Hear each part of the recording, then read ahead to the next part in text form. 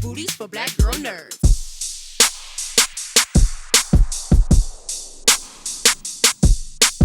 Hey, Shalice. Hi, well, it's nice to speak with you guys. I know you have a busy schedule, so I very much appreciate your time. Thank you. Thank you so much. So this is a question I'm asking the entire cast because I'm very curious. So I want to know, what show had you captivated from the moment you saw it and you regarded as one of the best shows ever? Carlacia, I'll start with you.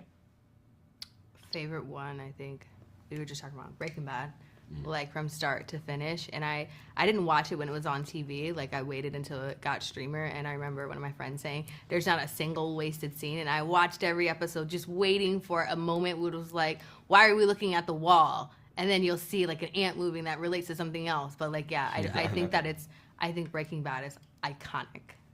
The first 4 or 5 seasons of Game of Thrones is some of the best television I've ever seen. And it fell off so hard.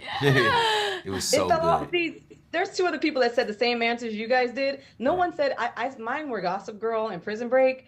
So like I was hoping somebody would say but nobody, but it's cool. But I like that you guys are all on the same path of like having the same taste, because I am making a list of shows that I haven't seen, and those 2 are definitely on it. Barry, I watched start to finish, and I loved every single episode of it. Yes. Yeah, it was so good. For sure. Yeah. Mm-hmm. Well, Jonathan, first of all, shout out Houston. I'm from Houston. Okay, where you from? Houston, I am Texas. in Houston. Oh, bet. Yep, that's me. And then I'm also a Bengals fan. Oh. And And you know I read that you. Yeah, no. Well, I read that you play football with Joseph Asai, right? Yeah, that's my boy. So, like, that's super cool. So I know that you were on a football team and debate team in Conroe. So also in the series, Pope takes on a role of a leader. Is that something that you take on in your personal life, or are you more of like a go with the flow type guy? I definitely tried. Like I took leadership classes in high school, like literally. But I think it's more just like, I think on any team you play for, you gotta know how to like make the team go, and it's not necessarily about saying like I'm gonna be a leader. It's just like being available and open and doing the things you need to do to progress. And usually when you're doing those things, like, I don't want to say people will follow, but people will act in turn. You know, everybody likes to be a part of like a winning team, and if you have a winning mentality, I think that just can be infectious to everybody. Yeah. That's such a great way to put it. I never thought of it like that. I mean, I didn't play on any like crazy sports team. I was mostly like kind of doing like drama or stuff like that. But that's an interesting way to put it. I did drama too. That's right. Well, yeah, but debate and drama too, all 3. Yeah, I did theater too. Oh, you're thespian. Okay, that's really cool. But that makes me you're such a great actor. Carlacia, you've been such a great addition to the series since season 2. So from then until now, what can viewers expect to be Cleo's biggest change in season 4? Her having to face her past and decisions that she may have made before.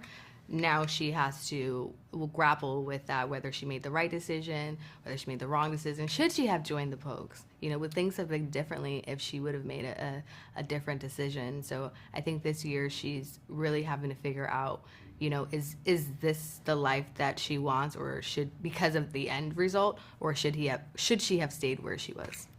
Got it. I mean, I'm excited for the next 5 episodes because they only gave me the first 5, but I can't wait to see how it wraps up.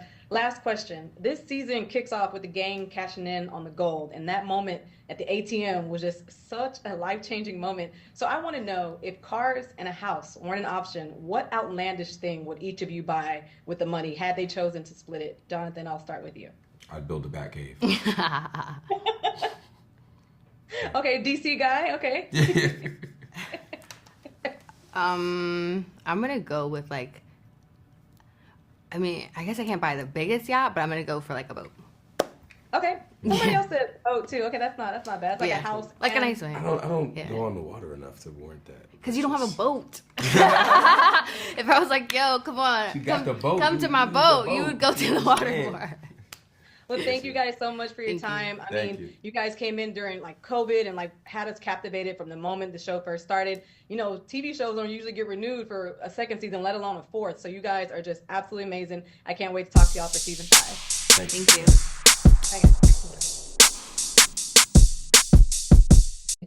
Doing good. How are you? Awesome. Thank you guys so much for taking some time out of your very busy schedule to speak with me. I appreciate it. Of course. Very, very busy. Of course. I have been sitting down all day. For hours. Well, not only is Outer Banks an absolute hit, right? It's so unique and truly a breath of fresh air, especially in this world of television today. So I want to know what show truly had you guys captivated from day one and that you guys regard as one of the best shows ever. I want to hear from both of you, but Madelyn, I'll start with you. Oh, no pressure. You know, I remember being super, super enamored with Westworld when it first came out. Oh God, I was like, what is this? Mm-hmm. And it was such a brain teaser, and it's, you know, sci-fi and twisty and turny, and it's so smart. I was obsessed with it. Yeah. For me, I mean, White Lotus has me gripped, like glued to my seat when it's on. But also Black Mirror, one that's been on for way more seasons, that I don't even know if I was there from the very beginning, but once that I hopped into it like shortly after, and it's a show that I'm so excited for it to come back. And it's an anthology, so every episode is different, and so it's I just love the show, and I get really excited to see how it's gonna end, and I love being confused for the first 30 minutes, and then like being like, oh my, like it's the best feeling, and I love that. That's a good one. Especially since they announced like the cast, right? Like it's like a whole ensemble cast this time. Stop, because I haven't seen the cast yet. Oh my gosh, no, I'm gonna be on it right after this. Honestly, say less. I didn't know. Well, Madison, this is for you. Fans often become heavily invested with on-screen relationships, oftentimes having difficulty separating the actors from the characters. Sure. So I know since fans are really obsessed with Kiara and JJ, have you had any interesting encounters with fans outside in the real life? I've had a lot of interesting encounters. I mean, everyone you meet is different. So then when you're meeting like a wide demographic, you get all types of interactions. I feel like I've had some crazy ones, but I think my favorite interactions happen in the DMs. Because sometimes when you're in person, things are like really quick and people are really excited, which is amazing. But I think when you get to hear people out, like reading DMs, and you get like a little bit more depth, you hear like what the show's meaning to people, what your character means to people, and you get to connect in like a different way and really see people's true feelings on it, which is really cool. Yeah. That's very true. And Madelyn, your character Sarah has really been through a lot, so I'm interested to know what is one life hurdle that she hasn't faced yet that fans can expect to see as a big part of her story for season 4. It wasn't me. I didn't say anything. Well, probably obtaining a marriage license. They haven't done that yet. They're definitely not legally married. Yeah, step 1. Illegitimate marriage. Right. I guess we'll just have to wait and see, right? Yes, that's all you're going to get out of me. That's the answer. They're sitting in the corner. I'm like, no, listening to everything I say for a spoiler, waiting for me to slip up. Awesome. Well, this is the last question. This is for both of you. The season kicks off with the gang. The season kicks off with the gang cashing in the gold, and I mean, the moment at the ATM at the gas station was just life changing. So, if cars and houses weren't an option, what outlandish thing would you each buy with your portion of the money had they chosen to split it? Outlandish. Let's go outlandish. Let's go crazy. Like lifetime supply of ice cream. It's probably not that expensive, huh? Or maybe invest in Fenty, become a part owner. Hey, see, are we going like good ideas, or are we going outlandish? Because fine, whatever you want. I mean, I'm investing. Yeah, Antarctica. I don't know anything about stocks, but I'm getting some stocks. Okay, that's smart. I love that. Me and all my stocks crashing. Like, me in Antarctica. Even Antarctica. Like, shit, and now I'm broke and cold. Broken cold is not good. No, that's a diabolical combination. Oh, no, the bronchitis never left. Well, you guys have been great. I'm so grateful. I'm sorry. I think I speak for both of us when I say thank you. This was a pleasure and an honor. Thank you so This much. show has been fantastic. I mean, you guys came out at the time of COVID when everyone was just locked in, and you captivated audiences and still have our interest today, 4 years later. So thank you guys so much for your time. Can't wait to talk to you for season 5. Great. Thanks for still watching. The leash is just a little too tight.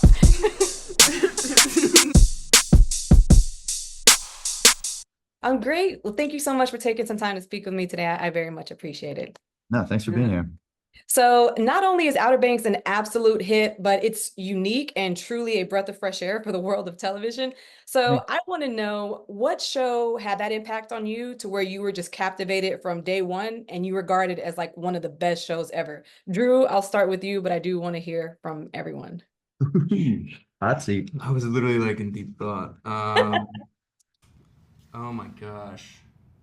I'm trying to think of like stuff growing up. I mean, I just said it, but Breaking Bad. Yeah, Breaking Bad was a huge one. Yeah, Breaking Bad was big. I didn't have TV growing up, but not recently, within the past like 5 years, it's been Thrones. Game of Thrones has changed a lot of television for me. High standard for sure. Yeah.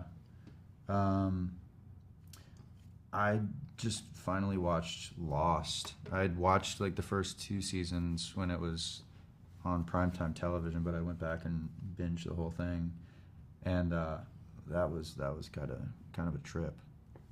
I've actually never seen Lost, but a lot of people. I haven't either. Like, Yeah. a lot of people. Controversial hot take on the ending, and it's worth the watch for sure. Yeah, a lot of people have that opinion, so I'm definitely going to check that one out.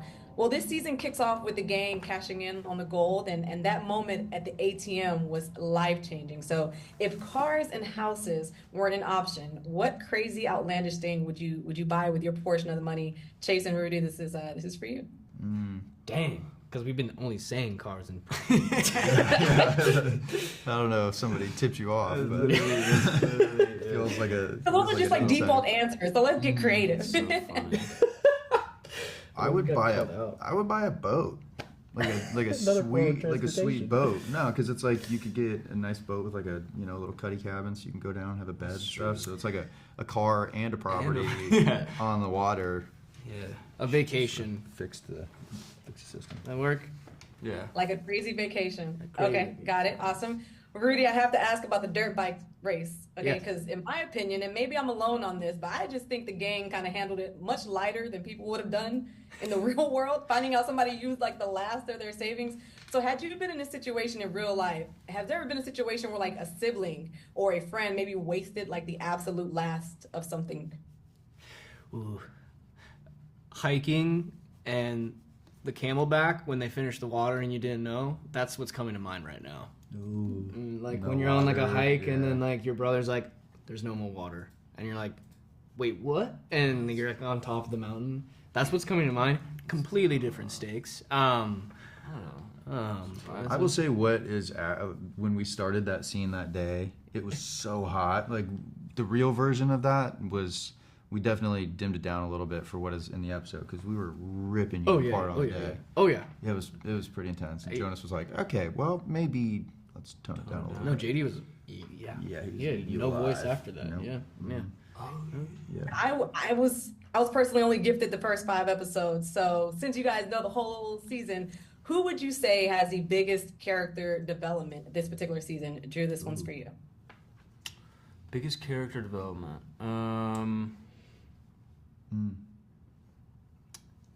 Damn, this is tough. Help me out here. I mean, I'm trying to think. I would say JJ. Yeah, I would say I was JJ. gonna say Sarah actually, but Sarah has a Sarah too. Yeah. Sarah has a big one. I'll say JJ. Yeah. I think that's true. Okay. Okay, we'll go with that one. Yeah, we'll go with that.